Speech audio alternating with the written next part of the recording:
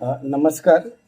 आपल्या सर्व सभासदांसाठी आपला जो पुनर्विकास आहे त्या संदर्भातले अपडेट देण्यासाठी आपण हा व्हिडिओ बनवत आहोत. आपल्यासोबत संस्थेचे अध्यक्ष देखील आहेत बनी साहेब. तर बनी साहेब, सर्वात प्रथम पुनर्विकासाचे व्हिडिओ आपण टाकत आहोत की तिथे डिमॉलिशन सुरू आहे, पण त्याबद्दल आणि सध्या आपल्या पुनर्विकासासंदर्भातलं काय चाललंय ते जरा आपल्या लोकांना आपण सांगूया. नमस्कार. आपण हा बरेच 15 दिवसानंतर आपण हा एक व्हिडिओ करतोय. वेळोवेळी आपण सगळे अपडेट देत असतोच. आता सध्याची अपडेट अशी आहे की हा पुनर्विकास प्रकल्प म्हणजे आपल्याला सप्टेंबरच्या तारखेचे धनादेश मिळाले लोकांना. त्याच्यानंतरची जी प्रक्रिया आहे ती अविरत सुरू आहे. त्याच्यामध्ये सर्वात मोठंचं काम होतं ते EF विंग, जे चुकीच्या पद्धतीने बांधली गेली होती. तिचं डिमॉलिशन सुरू होतं. ऑलमोस्ट 80% मला वाटतं ते काम आता झालेलं आहे. त्याच्याबद्दल आपण सर्व माहिती लोकांना दिलेली आहे. त्याच पद्धतीने स्टॉप वर्क विड्रॉवलची लेटर आपण म्हाडाला दिलेले आहे, ते प्रोसेसमध्ये आहे. सगळ्यात महत्त्वाचं म्हणजे या प्रकल्पासाठी जे जागेवरचे लोक आहेत 92 लोक जे होते, त्याच्यामध्ये ऑलमोस्ट 60 लोकांनी हे खाली करण्यासाठी लेखी संमती दिलेली आहे. त्याच्यामध्ये मला वाटतं 15 लोकांनी ऑलरेडी डिमॉलिश झालेले आहे. आणि अनेक अफवा, काही गोष्टी लोकांना म्हणजे सांगणार ही होणार नाही, स्टॉपवर विड्रॉ होणार नाही, करत 95ची कारवाई होणार नाही, अशा काही अनेक अफवा पसरवल्या असताना सुद्धा लोकांवरती स्वतःवर विश्वास आहे, संस्थेवर विश्वास आहे आणि एकंदरीत ही प्रक्रिया आहे त्याच्यावरती विश्वास असल्यामुळे लोक आजही घरं खाली करतायत, डिमॉलिश करतायत. भाडं आणि कॉर्पस घेऊन त्याने शिफ्टिंग केलेलं आहे. ही सर्वात महत्त्वाची आणि आनंदाची बातमी आहे. अनेक लोकांनी त्याच्यामध्ये खोडा घालायचा प्रयत्न केलेला आहे, करतायत. अशा परिस्थितीत सुद्धा जे सुजाण लोक आहेत, सुज्ञ लोक आहेत, ते आपलं घरं खाली करतायत. आताच अलीकडेच आपण म्हाडाला 95ची कारवाई करण्यासाठी आपण पत्र दिलेलं आहे. 36 लोकांचे 36 लोक जे कॉपरेट करत नाहीत अशा पद्धतीचे आपण नोटीस दिले. जे ट्रान्सपरंट आहे, जे आहे ते आहे. आणि आपण अगोदरच जाहीर केलं होतं की 579 लोकांच्या हितासाठी, प्रकल्पासाठी जे कोणी आडवे येत असतील, जे सहकार्य करणार नाहीत, त्यांना जी न्याय प्रक्रिया आहे त्याला सामोरं जावं लागेल.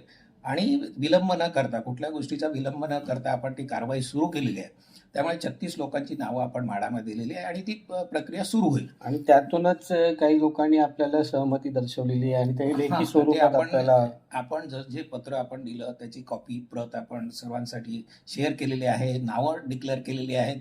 आणि त्यातले 5-6 लोकांनी आपल्याला संपर्क केला ऑलरेडी. मला वाटतं 4 लोकांनी लेखी स्वरूपात आपल्याला दिलेत आणि अनेक जण संपर्कात आहेत. काही लोक पोहोचू शकलेले नाहीत, फोनवर बोलत आहेत. आणि ही प्रक्रिया अविरत चालू राहील. आणि ज्या लोकांना घरं खाली करायची आहेत, मी सर्वांना विनंती करेन, जे कुंपणावरती आहेत, तळ्यात मळ्यात आहेत, तिकडे काहीही होणार नाही. हा प्रोजेक्ट कोणी थांबवू शकणार नाही. अलीकडच्या ज्या म्हाडाच्या बातम्या पाहिल्या असतील, कोणी काही अफवा पसरवत नाहीत.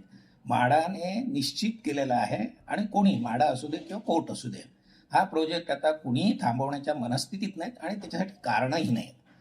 580 लोक किंवा 579 लोकांमध्ये 20-25 लोक जर स्वार्थासाठी विरोध करत असतील तर कुठलीही यंत्रणा, कुठलाही अधिकारी, आणि हे तिथे टॉपला बसलेले IAS अधिकारी आहेत, त्यांनी असे अनेक प्रकल्प, अनेक अशा गोष्टी पाहिलेल्या आहेत. त्यामुळे कुणी अशा भ्रमात असेल, कोणातरी सांगण्यावरून हे अधिकारी हे काम थांबवतील, तर ते काय म्हणतात त्याला, भ्रमामध्ये आहेत. हा भ्रम लवकरच दूर होईल आणि ही सर्व कारवाई होईल. माझी एक विनंती आहे, कारवाई झाल्यानंतर मग रडत बसण्यापेक्षा, आम्हाला दुःख आहे त्या गोष्टीचं, मग ती कारवाई झाल्यानंतर तुम्हाला जर हा प्रस्ताव मान्य नाही म्हणून तुम्ही विरोधात गेलात किंवा असहकार्य केलं, मग कारवाई होईल. त्यावेळेस जमेची जशी बाजू आहे, कॉर्पस आहे, तो मिळालाच पाहिजे. तो मिळेल नाही मिळेल आपल्याला माहिती नाही. त्याचप्रमाणे भाडं एकत्रित मिळतं, ते एकत्रित मिळेल आम्हाला माहिती नाही. कारण पुनर्विकासाचं प्रकल्पाचं जे नुकसान होईल, संस्थेला जो खर्च करायला लागेल किंवा ही प्रक्रिया राबवताना होणारा सगळा खर्च आहे, या संस्था स्वतःवर बर्डन घेणार नाही.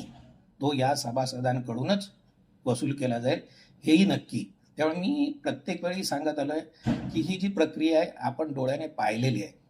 मानसिक त्रास होऊ शकतो, आर्थिक नुकसान होऊ शकतं, घरामध्ये लहान मुलं असतात, वयस्कर मंडळी असतात, त्याची ओढाताण होईल. हे सगळे प्रकार आपण डोळ्याने पाहिलेलं असताना काही लोक कोणाच्या तरी अट्टहासासाठी, अट्टहास निवडणी, अट्टहास काही कारण नाही, जर असं हे करत असतील त्याचे ते परिणाम ते भोगायला लागतील.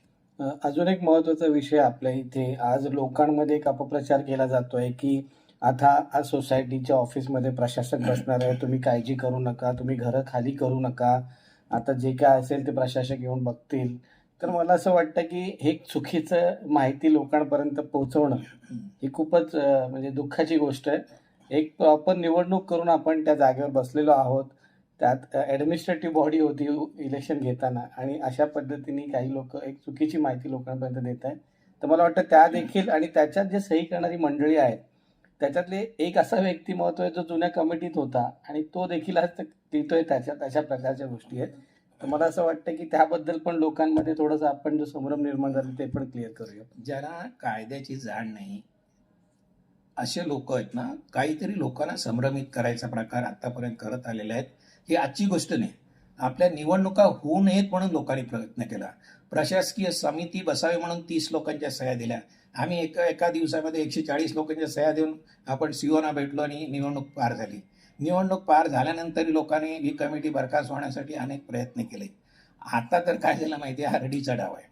जेव्हा खरं लोक खाली करायला लागले, प्रोजेक्टला सहकार्य करायला लागले, माडामध्ये आता डाळ शिजेनाशी झाली, मग काय करायचं? आपण म्हणतो ना, लहान मुलं जर सहज सहज जिंकू शकत नाही, मग रडीचं डाव चिटिंग करायची. तशी चिटिंग केलेली आहे आणि त्याच्यामध्ये नलावडेंसारखा सुज्ञ माणूस, मला माहीत नाही त्यांची बुद्धी कीव करावीशी वाटते की या लेवलला जाऊन म्हणजे आपली घरं तुटू नयेत किंवा कारवाई होऊ नये, कुठेतरी विलंब व्हावा, यासाठी या माणसाने या थराला जायचं. आणि बाकीचे साधीभोळी माणसं आहेत, 2-4 ड्राईव्ह करणारे लोक आहेत, त्यांचा निश्चित स्वार्थ आहे किंवा त्यांना जलसी आहे, कारण ही कमिटी आल्यापासून त्यांच्यात पोटशूळ उठलेलं आहे. तर काहीतरी काड्या करून हे करायचं आहे. आणि हे जे उपनिबंधक आहेत त्यांना वाईकरांनी मिटिंगला बोलवलं, त्यांच्या समक्ष हे करायचं नाही ते करायचं आहे, कदाचित दबावसुद्धा असू शकेल, कारण एवढ्या पद्धतीने ते होऊ शकत नाही. त्यांनी पत्र दिले पण ते प्रशासक बसवण्या बाबतीमध्ये नाही. या लोकांनी जी तक्रारी केली त्यास अनुसरून इन्स्पेक्शनसाठी, बुक्स तपासणीसाठी त्यांनी एका व्यक्तीची, एका ॲडव्होकेटची नियुक्ती केलेली. पण आपण सविस्तरपणे त्यांना उत्तर दिलेले आहे. लोकांनी किती लोकांच्या सह्या आहेत? 14 लोकांच्या सह्या. त्या 14 लोकांनी कधी सोसायटीमध्ये कधीही कुठली माहिती मागितली का? 2 ओळीचं पत्र दिलं का? डायरेक्ट जाऊन तुम्ही अशा तक्रारी कराल आणि त्याच्यावरती कारवाई होते, ते सोपं नाही आहे. ते आम्ही उत्तर दिलेलं आहे आणि यापुढे पहिल्याप्रमाणे आमचा सगळा विश्वास जो आहे तो कायदेशीर प्रक्रियेवरती आहे आणि बहुमतावरती आहे. उद्या आम्ही 200-250 सह्या घेऊन आम्ही उपनिबंधकाला सांगणार आहेत, याच्यातले जे लोक आहेत उलट यांच्यावरती कारवाई व्हायला पाहिजे. हे प्रोजेक्टला सहकार्य करत नाही आहेत, त्यांनी वाढीव बांधकामं केलेली आहेत, भाडेकरू ठेवून भाडं खात आहेत आणि त्यांना या प्रोजेक्टला जायचं नाही. आर्थिक नुकसान, फायदा म्हणजे होऊ नये. आता जो फायदा मिळतो तो कंटिन्यू व्हावा, हे एका उद्देशानेच त्यांचा हा प्रयत्न आहे. तो यशस्वी होऊ देणार नाही. सगळ्यात महत्त्व म्हणजे आम्ही कधीही कुठलंही खोटं नाटं आम्ही सहन केलेलं नाही आणि म्हणजे त्याला आम्ही चॅलेंज केलेलं. आता या परिस्थितीत आम्ही सांगतो की जर उपनिबंधकांनी आमच्या पत्राची दखल घेतली नाही, आम्ही जाऊ, आम्ही चॅलेंज करू, त्याला हायकोर्टापर्यंत जाऊ. आम्ही अगोदर पण गेलेलो आहे आणि यापुढेही जाऊ, कारण आम्हाला याच्यावरती विश्वास आहे. त्यामुळे ही जी गोष्ट आहे ती म्हणजे त्याच्यात काही तथ्य नाही. प्रशासक बसणं वगैरे सोपं नाही आहे. मागे पण प्रशासक बसले, 2-2 प्रशासक बदलले, सगळे प्रकार करून झाले. पण जी प्रक्रिया व्हायची ती झाली आणि यापुढे ती होईल. सोसायटी ॲज सच कुठलीही त्याला धोका नाही, कमिटीला कुठलाही धोका नाही. कोणी उठून कधी प्रशासक बसवेल किंवा कमिटी बरखास्त करायला इथे काय मोगलाई नाही. इथं कायद्याचं राज्य आहे. ही प्रक्रिया जी आहे सगळी कायद्याने झालेली आहे. आम्ही पद्धतशीर निवडणूक प्रक्रिया राबवून निवडून आलेलो आहोत. आमचा कारभार स्वच्छ आहे, ट्रान्सपरंट आहे. आम्ही जनरल बॉडी मिटिंग घेतलेल्या आहेत, ठराव पास केलेले आहेत, ते वेळोवेळी उपनिबंधकांना सादर केलेले आहेत. त्यामुळे याच्यामध्ये काही तथ्य नाही. फक्त हा मी म्हटलं तसा रडीचा डाव आहे. माडामध्ये आता कोणी तिकडे भीक घालत नाही, मी म्हणेन काही होत नाही आहे. मग काय करायचं? तर वेळ करण्यासाठी किंवा सोसायटीला बिझी ठेवण्यासाठी अशा सगळ्या कामं करतात. त्याला आम्ही भीक घालत नाही. आणि मला असं वाटतं जे जागेवरचे लोक आहेत त्यांच्यात जो संभ्रम निर्माण केला आहे, तर माझी विनंती असेल की तुम्ही देखील गोष्टींना समजून घ्या. ही अधिकृत सोसायटी आहे आणि अशा कोणत्याही प्रशासक बसणे हे प्रोसेसच नाही आहे. तर कोणत्याही मिसकम्युनिकेशन किंवा रुमर्समध्ये जाऊ नका. तुम्हाला जर बणे साहेबांनी आता देखील सांगितलं की तुम्ही खाली करणं गरजेचं आहे या पुनर्विकासासाठी, कारण आपण वारंवार तेच सांगितलं की ज्या दिवशी हा प्लॉट पूर्ण खाली होईल त्यानंतर या कामाची सुरुवात जोराने असणार आहे. घरं खाली करण्याच्या याच्यावर तुम्हाला किती महिन्यामध्ये घरं मिळणारी ठरणार आहे. ज्या दिवशी शेवटचं घर खाली होईल त्यापासून 36 महिन्यामध्ये अतिरिक्त 6 महिन्यामध्ये आपल्याला घरं मिळायची आहेत. लोकांना घरभाडं थांबलेलं आहे. मागच्या 2 महिन्यामध्ये पासून घरभाडं मिळालं पाहिजे होतं. 92 लोकांनी खाली न केल्यामुळे हे घरभाडं विलंब होतोय. हा जो नुकसान आहे, हा जो वेळ अपव्यय होतो, हा या लोकांमुळे होतोय. आणि मी पुन्हा एकदा बजावून सांगतोय, तुम्ही या सगळ्यांना सहकार्य करा. अनेक लोकांनी ते केलेलं आहे. एक सुज्ञ माणूस, एक व्यावहारिक माणूस म्हणून पहिला विचार करा, कोण काय सांगतो आणि आ वाढून सांगतोय तुम्हाला, त्याच्यामध्ये न जाता तुम्ही स्वतः विचार करा की मी काय करतोय ते योग्य आहे की नाही. मी 580 लोकांच्या विरोधात जाऊन या न्यायालयीन प्रक्रियेतून आलेल्या प्रस्तावाला विरोध करून मी काय साध्य करतोय. मी पुन्हा सांगतोय की आम्ही ही प्रक्रिया एकदा सुरू झाल्यानंतर त्याच्यामध्ये माघार नाही. आम्हाला माहिती आहे या प्रक्रियेमध्ये सगळी जी प्रोसेस आहे ती करायला लागेल. आमची धावपळ होईल, पैसा खर्च होईल, सगळं होईल. पण आम्ही तो एक एक पैसा वसूल करणार. 580 लोकांचा, 79 लोकांचा पैसा आम्ही या प्रक्रियेसाठी खर्च करणार नाही. तो ज्याचा त्याच्याकडूनच वसूल करणार. ही उगाच मी कोणाला भीती दाखवत नाही, फॅक्ट आहे. आम्ही करत आलेलो आहोत आणि करणार आहोत. संधी आहे. अजूनही म्हाडामध्ये मॅटर आहे. म्हाडाच्या ऑर्डर व्हायच्या अगोदर ज्यांना याच्यामध्ये यायचं आहे त्यांनी या, आणि ज्यांना खरोखरच कपाळमोक्ष करून घ्यायचं आहे, ज्यांचा हात मोडेल त्याच्या गळ्यात पडेल अशी आपल्या मराठीमध्ये म्हण आहे. पण ज्याचं त्याने ठरवायचं काय करायचं ते. आम्ही ठाम आहोत.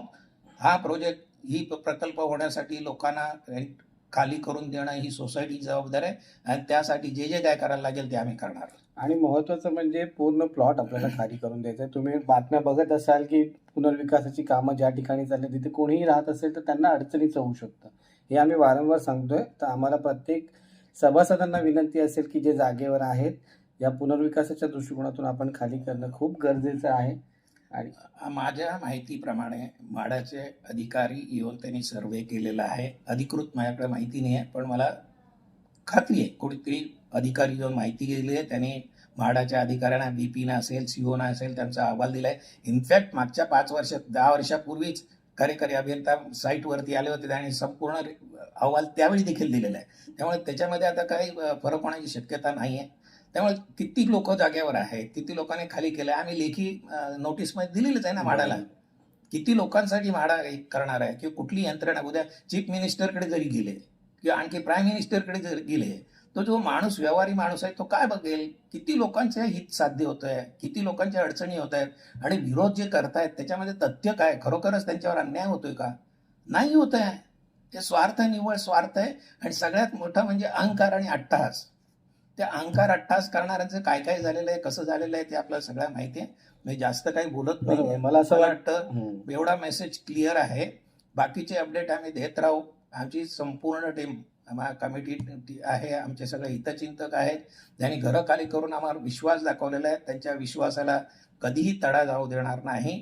ठरलेल्या मुदतीमध्ये विकासाकडून घरं घ्यायची ही जबाबदारी आमची आहे. तुमची सहकार्य असंच राहील याबद्दल मला शंका नाही. एकच पुन्हा सांगतोय की या कमिटीने, आम्ही लोकांनी तुमच्या सहकार्याने अनेक विघ्न आली, अनेक अडचणी लोकांनी करायचा प्रयत्न केलेला, सगळ्यावरती मात करून इथपर्यंत पोहोचलेलं आहे. हे आता पुढे आहे किरकोळ आहे. हत्ती गेलाय, शेपूट राहिले. त्यामुळे शेपूटसाठी आम्ही कुठे विचलित होणार नाही. फक्त एकच दुःख, खेद आहे की आपल्या लोकांवरती कारवाई करायला लागते. जो आमचे पहिल्यापासून कमिटमेंट होती की होऊ नये, ही आमची प्रामाणिक इच्छा होती, ती करावी लागते. हा खेद राहील, पण त्याला नाईलाज आहे, कारण ते तुम्ही उडवून घेतलेलं आहे. आणि माझी एक आखरी विनंती असेल की तुम्ही आता 36 लोकांमध्ये ऑलरेडी आम्हाला 7 ते 8 लोकांनी कन्फर्मेशन दिले. इतरांना पण मी तेच विनंती करेन की कारवाई व्हायच्या अगोदर जर तुम्हाला वाटत असेल तर तुम्ही नक्कीच येऊन सोसायटीमध्ये लेखी स्वरूपात लिहून द्या की तुम्ही खाली करणार आहात या दिवशी, आणि त्या पद्धतीने तुमची कारवाई स्वतःहून 2 मिनिटं वेळ काढून आपल्या कुटुंबियांशी, आपल्या घरातल्या लोकांशी बोला. मी नेहमी सांगतो, सल्ला जर घ्यायचा असेल तर आपल्या कुटुंबातल्या लोकांचा घ्यायचा, लहान मोठ्यांचा सल्ला घ्यायचा. बाहेरच्या लोकांना काही फरक पडत नाही. त्यांना पोळी भाजून घेतली, तुम्हाला ओळखही दाखवणार नाहीत. त्यांची तिथपर्यंत आहे, त्यांची कुठेतरी पोळी शेकली की ते तुम्हाला विचारात घेणार नाही. तर आपल्या घरच्यांचा विचार घ्या, सल्ला घ्या, आणि काय तो निर्णय घ्या. अशाच पद्धतीने आपण वेळोवेळी पुनर्विकासासंदर्भातले अपडेट देत राहू. आणि कोणाला काही शंका असतील अजून देखील तर तुम्ही सोसायटी ऑफिसमध्ये आपले प्रतिनिधी असतात, ते तुम्हाला योग्य पद्धतीने माहिती देतील. धन्यवाद.